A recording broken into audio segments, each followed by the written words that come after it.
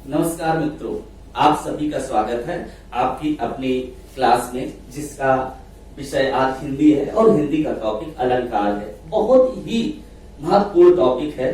कई बार जैसे ही बच्चा सुनता अलंकार तो उसे लगता है ये क्या विषय है, हम तो इसे तैयार कर लेंगे और मेरा हो जाएगा। उसका यही अति आत्मविश्वास कभी कभी उसे परीक्षा में सफल होने से रोक देता है, क्योंकि जितनी भी महत्वपूर्ण एग्जाम्स आजकल हो रहे हैं इसके 5 से 10 क्वेश्चन तक वहां पर आते हैं, और जब वहां बच्चा हो जाता है तो वह प्रश्न नहीं कर पाता है और वह परीक्षा में सफलता पाने से रह जाता है। आज हम लोग इसको डिस्कस करेंगे और आप वीडियो को बहुत ध्यान से देखिएगा, लास्ट तक देखिएगा। हम विश्वास के साथ कह सकते हैं इसके बाद आने वाली परीक्षाओं में आपका प्रश्न छूट नहीं सकता है। तो आप अपने चैनल को लाइक कर लीजिए, सब्सक्राइब कर लीजिए, अच्छा लगेगा अपने मित्रों में शेयर भी करिए।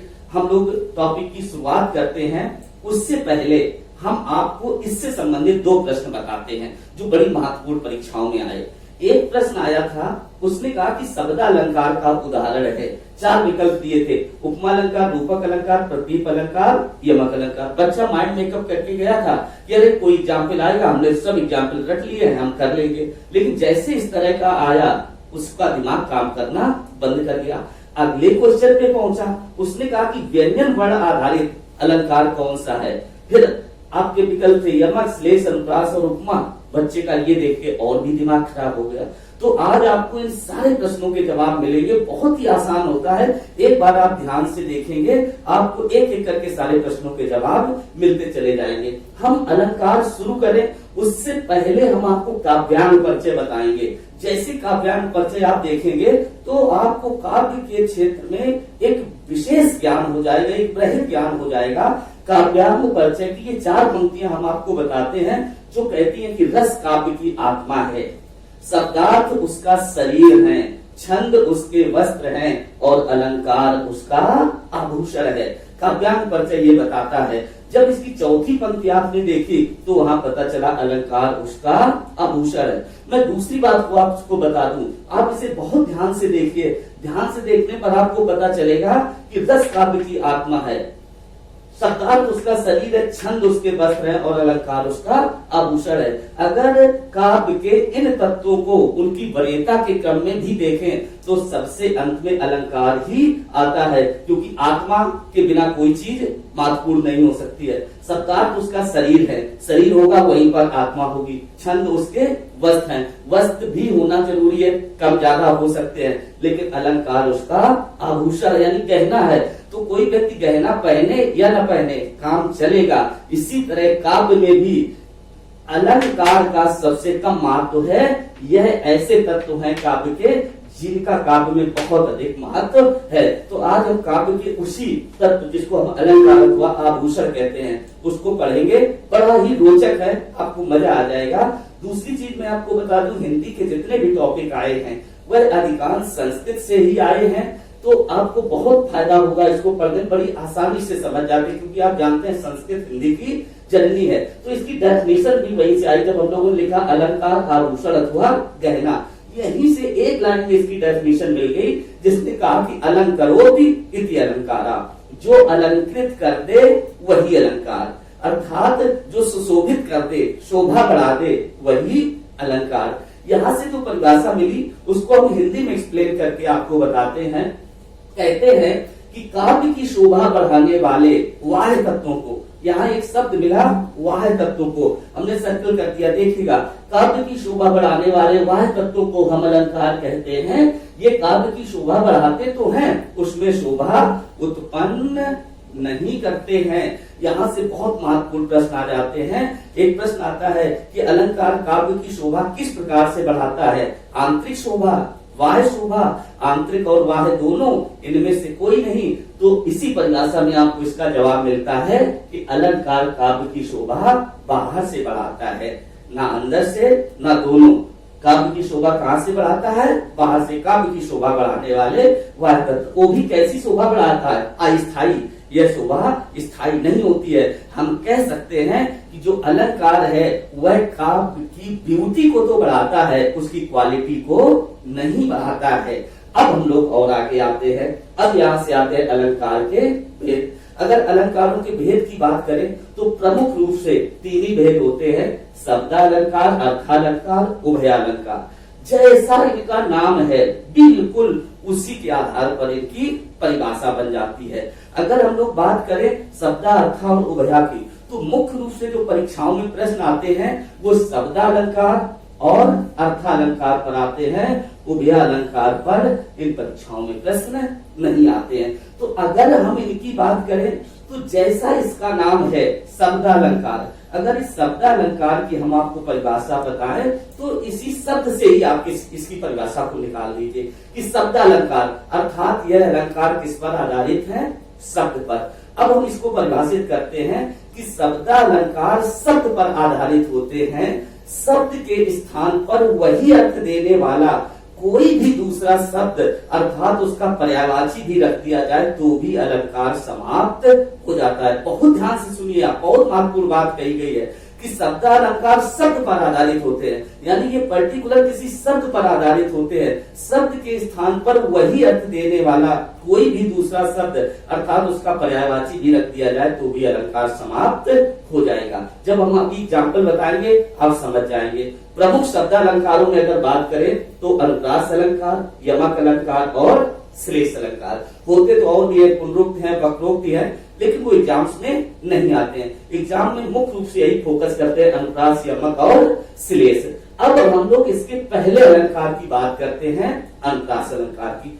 बेहद महत्वपूर्ण अलंकार है, परीक्षाओं में छाया रहता है। जब हम अनुप्रास अलंकार की बात करते हैं तो हम अनुप्रास अलंकार की आपको परिभाषा बताते हैं, और अनुप्रास अलंकार की परिभाषा कहती है कि जहां पर एक ही वर्ण, यहां ध्यान दें क्या आया, वर्ण, यहां शब्द आ गया वर्ण, जहां पर एक ही वर्ण वह भी व्यंजन, कंडीशन होती है इसमें कि एक ही वर्ण वो भी व्यंजन एक से अधिक बार आए, वहां अनुप्रास अलंकार होता है।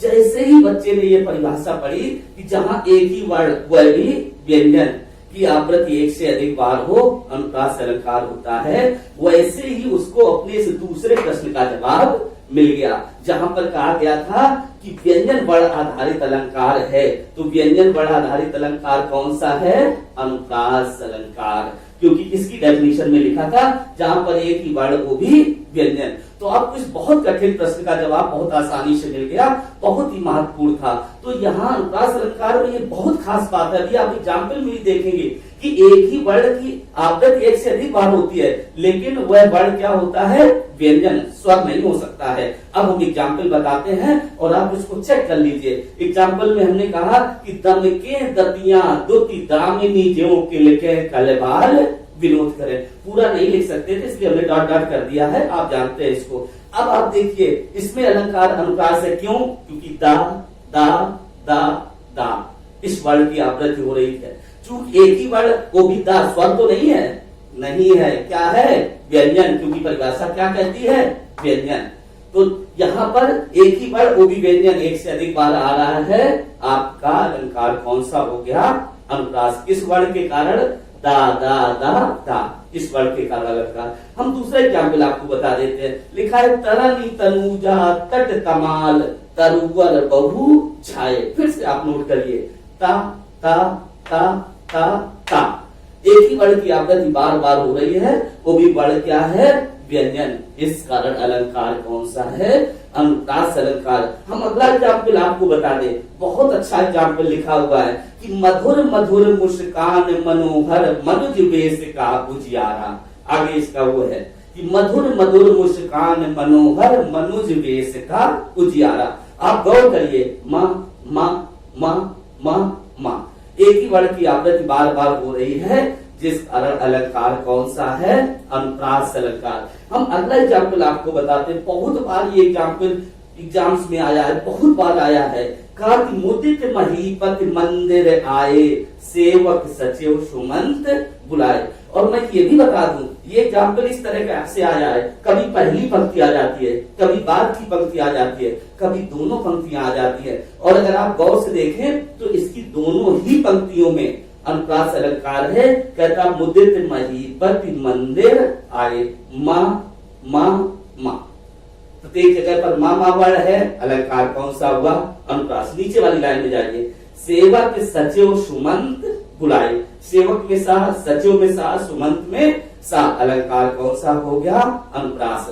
आपको समझ आ गया होगा। बहुत ही शानदार एग्जाम्पल जो बार बार परीक्षाओं में रिपीट करता है। आगे की बात देख लीजिए, हमने एक बहुत छोटा सा एग्जाम्पल लिख दिया कि मिटा मोद मन भये मलिने। देखिए आप चेक कर लीजिए, मिटा में माँ, मोद में माँ, मन में माँ, मलिने में माँ। तो एक ही वर्ण की आवृत्ति बार बार हो रही है, इसलिए अलंकार कौन सा है?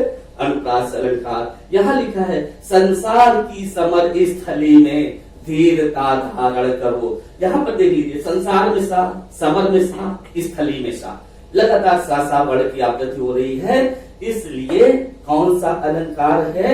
अनुप्रास अलंकार। मैं हजारों एग्जाम्पल्स आपको ऐसे बता सकता हूँ जो आपने पहले सुने भी है और सुनते ही पता चल जाएगा कि अनुप्रास अलंकार है। आपने कहा चारु चंद्र की चंचल किरणें खेल रही हैं जल थल में। जैसे पहली पंक्ति आपने कहा चारु चंद्र की चंचल, तो चा चा चा, कौन सा अलंकार हुआ आपका? अनुप्रास अलंकार। हम ऐसे बोलते हैं कायर क्रूर कपूत कुचाली यों ही मर जाते हैं। तो देखिए कायर में का, कपूत में का, कुचाली में का, तो का वर्ण की आवृत्ति होने के कारण कौन सा अलंकार है? अनुप्रास अलंकार। बहुत ही शानदार अलंकार, परीक्षाओं में छाया रहता है, बहुत अधिक आता है। मैं सैकड़ों एग्जाम्पल्स आपको ऐसे बता दूं जो आपने सुने होंगे और एक क्षण में आप बता दें कि हाँ भाई ये अनुप्रास अलंकार है। एक एग्जाम्पल हमने ऐसे कह दिया कि शेष महेश गणेश दिनेश सरेसहु जाहि निरंतर गावे। आप हर शब्द पर नजर डालिए। शेष में सा, महेश में सा, गणेश में सा, शेष महेश गणेश दिनेश सरेसहु जाहि निरंतर गावहि। तो सा वर्ण की आवृत्ति होने के कारण कौन सा अलंकार है? अनुप्रास अलंकार। तो बहुत अधिक इंपॉर्टेंट अलंकार था। ये वर्ण आधारित अलंकार है, वास्तव में ये शब्द आधारित अलंकार नहीं है। ये इसकी बहुत बड़ी विशेषता है, इसलिए इसको आप बहुत ध्यान से देखेंगे। इस पर आधारित क्वेश्चन सबसे अधिक आते हैं। इसके बाद जो आपके अलंकार शुरू होता है वह अलंकार है यमक अलंकार। तो अब हम लोग इसके बाद यमक अलंकार के विषय में पढ़ते हैं। तो अब हमारा शुरू होता है क्या? यमक अलंकार। यमक अलंकार को जैसे हमने पढ़ा तो शुरुआत में ये आपने देखा था कि शब्दालंकार के प्रमुख भेद अनुप्रास, यमक और श्लेष। यहीं से आपको इस प्रश्न का जवाब मिल गया था जो क्वेश्चन नंबर 1 लिखा था। उसने कहा था कि शब्दालंकार का उदाहरण है। तो आपको पता है शब्दालंकार के प्रमुख उदाहरण अनुप्रास, यमक, श्लेष, पुनरुक्ति और वक्रोक्ति। और अगर हम यहाँ देखें तो हमें लिखा दिख रहा है यमक अलंकार, अर्थात शब्दालंकार का उदाहरण क्या है? यमक अलंकार। आसानी से आपका एक प्रश्न हो गया, आपका नंबर सुरक्षित हो गया। अब यहाँ से हम यमक अलंकार आपको परिभाषा और उदाहरण सहित बताते हैं। यमक अलंकार बड़ा रोचक अलंकार है, परिभाषा भी बहुत आसान है। देखिए संस्कृत में हम इसको कह देते हैं कि वही शब्द पुनि पुनि फिरे अर्थ भिन्न ही होए। यानी एक ही शब्द एक से अधिक बार आए, पुनि पुनि माने बार बार, एक ही शब्द एक से अधिक बार आए और प्रसंग भेद में उसके अर्थ भी अलग अलग हो, वहां पर यमक अलंकार होता है। बहुत ही आसान, आपने वही शब्द पुनि पुनि फिरे, यानी शब्द भी एक से अधिक बार आए और प्रसंग भेद में उसके अर्थ भी अलग अलग हो। जैसे एग्जाम्पल बताते हैं, आप अच्छी तरह समझ जाएंगे। कुछ एग्जाम्पल तो बहुत पॉपुलर, आपने हजारों बार सुने हैं, जैसे कनक कनक ते सौगुनी, माँ दत्ता अधिकाय, और या पाए बौराए नर, या खाए बौराए। जैसे आपने देखा कि कनक कनक शब्द 2 बार इस्तेमाल हुआ है, कनक कनक। जैसे आपने कनक कनक शब्द देखा, यहाँ एक कनक माने सोना तो दूसरा कनक माने धतूरा, दूसरा कनक माने क्या? धतूरा। तो शब्द भी एक से अधिक बार है और उसके अर्थ भी अलग अलग हैं, इसलिए अलंकार कौन सा है? यमक। यहाँ पर हम देखते हैं 3 बेर खाती थी वे, 3 बेर खाती हैं। एक बार 3 बेर आप बेरी के बेर कह सकते हैं, और एक बार 3 बेर 3 टाइम्स इन्हें दे, एक दिन में 3 बार। जैसे आप कहते हैं, डॉक्टर ने कहा सुबह दोपहर शाम, तो 3 बेर खाती थी वे, 3 बेर खाती हैं। 3 बेर शब्द 2 बार आया और दोनों बार उसके अर्थ अलग अलग, इसलिए अलंकार कौन सा? यमक। तीसरा बहुत पॉपुलर एग्जाम्पल बताते हैं, आईएएस पीसीएस जैसी भर्ती परीक्षाओं में यह बहुत बार आया एग्जाम्पल, जिसने कहा कि सजना है मुझे सजना के लिए। बहुत ही पॉपुलर एग्जाम्पल है, सजना है मुझे सजना के लिए। 2 बार सजना सजना शब्द आया, ध्यान रहे, एक बार सजना शब्द का अर्थ उसके प्रियतम के लिए, तो एक बार सजना शब्द का अर्थ उसको सजना यानी मेकअप करने के लिए। इस तरह सजना सजना शब्द अर्थ एक से अधिक बार आया, उसके अर्थ भी एक से अधिक अलंकार कौन सा हुआ, यह बहुत ही पॉपुलर एग्जाम्पल है, सजना है मुझे सजना के लिए। आगे देखते हैं, यह उस समय का प्रसंग है जब लक्ष्मण वनवास को जा रहे हैं, तो लक्ष्मण की पत्नी उर्मिला उनको देख के रोने लगती हैं, क्योंकि 14 वर्ष के लिए वह उनसे दूर जा रहे थे।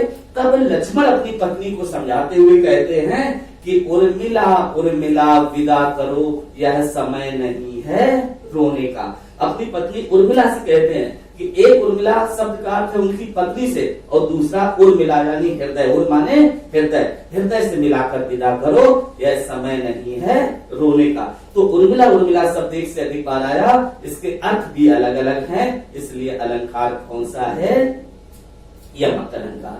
आगे हमने कहा काली घटा का घमंड घटा, तो बहुत आसानी से आप देख सकते हैं घटा और घटा। एक बार काली घटा यानी बादलों की घटा, और एक बार घमंड घटा माने घटना अर्थात कम होना। तो बहुत सारे एग्जाम्पल हैं, और आपने बहुत सारे सुने कि माला फेरत जुग गया, गया न मन का फेर, कर का मन का डार दे, मन का फेर। तो वहां जो मन का शब्द आता है 2 बार, उसके अलग अलग अर्थ हैं। एक बार मन का यानी मन के अंदर का, और एक बार मन का वह मन का जो रुद्राक्ष का होता है उसके लिए कहा गया है। तो ये एग्जाम्पल यमक अलंकार के थे, बहुत पॉपुलर एग्जाम्पल, बहुत अच्छा अलंकार, बहुत आसान अलंकार, जो कहता है कि शब्द भी एक से अधिक बार आए और उसके अर्थ भी अलग अलग हो, वहां यमक अलंकार होता है। इसके बाद नेक्स्ट अलंकार शुरू होता है श्लेष अलंकार। आगे हम लोग पढ़ते हैं श्लेष, तो आता है श्लेष अलंकार। श्लेष अलंकार पर बात करते हैं हम लोग। श्लेष को अगर हम व्याख्या करें, बहुत आसान, बड़ा मजेदार है। श्लेष का अर्थ होता है चिपका हुआ। जरा इस शब्द पर आप गौर करिए, चिपका हुआ, और यहीं से इसकी परिभाषा मिल जाती है। कहता है कि शब्द एक ही बार आए और प्रसंग भेद में उसके अर्थ अलग अलग हो, वहां श्लेष अलंकार होता है। अर्थात एक ही शब्द में अर्थ चिपके हुए होते हैं, जिस कारण श्लेष अलंकार होता है। कि श्लेष शब्द से ही आप अर्थ निकालेंगे, श्लेष का अर्थ है चिपका हुआ, और यही से परिभाषा मिलेगी कि शब्द एक ही बार आता है, प्रसंग भेद में उसके अर्थ अलग अलग होते हैं। अब एग्जाम्पल बताएंगे, आपको स्पष्ट हो जाएगा। कुछ बहुत पॉपुलर एग्जाम्पल हैं, जिनमें कहते थे चरण धरत चिंता करत, चितवत चारों ओर, और सुवर्ण को खोजत फिरत, कब कामी और चोर। बहुत ही अच्छा एग्जाम्पल है, अभी भी परीक्षाओं में आता है, बहुत पहले से आता रहा है। तो यहाँ इस सुवर्ण शब्द के एक से अधिक अर्थ हैं, जिस कारण यहाँ श्लेष अलंकार है। यहाँ हमने बताया है कि सुवर्ण शब्द के 3 अर्थ हैं। कवि के लिए सुंदर वर्ण, यानी कब कहता है कि अगर सुंदर वर्ण मिल जाए तो मैं सुंदर कविता लिख दूं। कामी यानी व्यभिचारी, व्यभिचारी के लिए सुंदर स्त्री, उसकी निगाह से सुंदर स्त्री पर रहती है। और चोर, चोर के लिए सुवर्ण शब्द का अर्थ है सोना से। तो एक ही शब्द सुवर्ण है, उसके 3 अलग अलग अर्थ हैं, जिस कारण अलंकार कौन सा है, श्लेष अलंकार। हम अगला एग्जाम्पल देखते हैं, जिसमें कहता है रहमन पानी राखिए, बिन पानी सब सून, और पानी गए न उबरे, मोती मानुष चून। ये बहुत अच्छा एग्जाम्पल है। इसमें बच्चा बहुत कंफ्यूज होता है, उसके मन में बहुत सवाल खड़े होते हैं। तो कहता है कि यहाँ तो कई बार पानी आया है, पानी पानी पानी, यहाँ सब है पानी पानी। तो यहाँ बहुत ध्यान देने वाली बात है कि इस एग्जाम्पल की पहली पंक्ति में अलंकार ही नहीं है। पहली पंक्ति तो सिर्फ इसलिए लिखी गई है कि वह दूसरी पंक्ति को पूरा करे। इसमें अलंकार ही दूसरी पंक्ति में है कि पानी गए ना उबरे, मोती मानुष चून। यहाँ इस पानी शब्द के, जो कि इस दूसरी पंक्ति में आया है, इस पानी शब्द के 3 अर्थ हैं। मोती के लिए चमक, कहते मोती की चमक मर जाए तो वो बेकार हो गया। मनुष्य के लिए इज्जत, और चून अर्थात आटा, चून आटे का पर्यायवाची है, आटे के लिए पानी। तो ये बेहद इंपॉर्टेंट था। बच्चों के मन का कंफ्यूजन निकल गया होगा अगर आप ध्यान से सुने होंगे कि इसमें द्वितीय पंक्ति में श्लेष अलंकार है, पहली पंक्ति में अलंकार ही नहीं है। आगे देखते हैं, लिखा है रावण सिर सरोज बनचारी, चले रघुबीर सिली मुख धारी। पिछले समय बहुत बड़ी एग्जाम हुई, उसमें यह आया।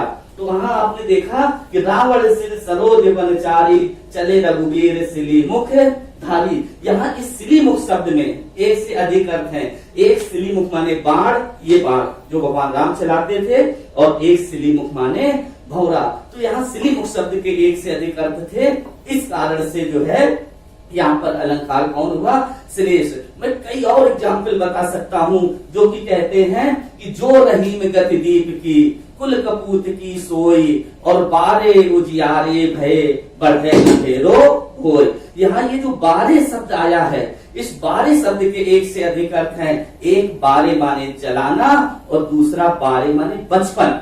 तो इस कारण यहाँ पर श्लेष अलंकार है। ऐसे में बहुत सारे आपको एग्जाम्पल्स बता सकता हूँ, लेकिन आप अपना अभ्यास करेंगे, आप जो है एमसीक्यू पढ़ेंगे, उसमें बहुत सारे वो मिल जाएंगे। हमने इसको ऐसे एक्सप्लेन कर दिया कि वह चीज आपके दिमाग में अच्छी तरह से बैठ जाए, और अब इसके बाद किसी भी परीक्षा में आने वाले किसी भी प्रश्न का जवाब आप आसानी से दे सकते हैं। आपको ध्यान रहे, जब किसी परीक्षा में सफलता प्राप्त करनी होती है तो हमारे कॉन्सेप्ट एकदम अच्छे होने चाहिए। तो ये थे प्रमुख शब्दालंकार, अर्थालंकार। हम इसके बाद जब अपनी दूसरी क्लास लेंगे पार्ट 2 में, तब हम आप लोगों को अर्थालंकार के विषय में बताएंगे। मुझे उम्मीद है आप बहुत अच्छे से समझ गए होंगे। आप अपने चैनल को लाइक करिए, सब्सक्राइब करिए। बहुत अच्छा लगा होगा, अपने मित्रों में शेयर भी करिए। आप सभी का बहुत बहुत धन्यवाद।